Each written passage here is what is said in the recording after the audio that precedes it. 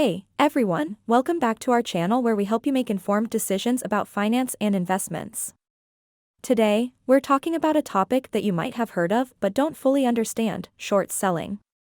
Short selling is a type of investment strategy where an investor sells a stock that they don't own, hoping to buy it back later at a lower price. This is a way to profit from a declining stock price. But, before we dive into the nitty-gritty of short selling, let's start with the basics. First, what is a stock?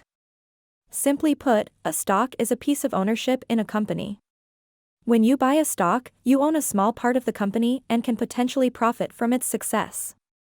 However, if the company doesn't do well, you could also lose money. Now, let's talk about short selling.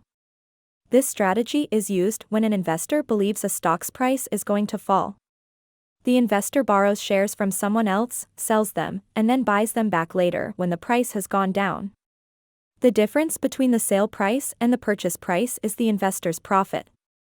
But, it's important to note that short selling is a high-risk strategy.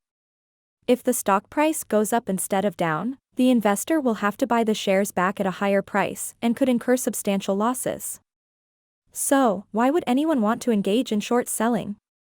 Well, it can be a way to profit from a declining stock market and hedge against potential losses in a portfolio. But, it's not for the faint of heart and requires careful research and analysis. Now, let's talk about crypto ETF approval.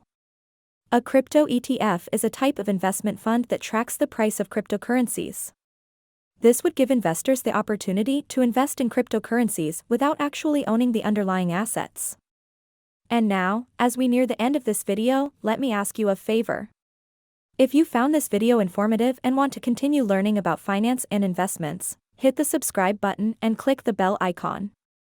That way, you'll never miss a beat when we release new content. Thank you for watching, and until next time, make smart financial decisions.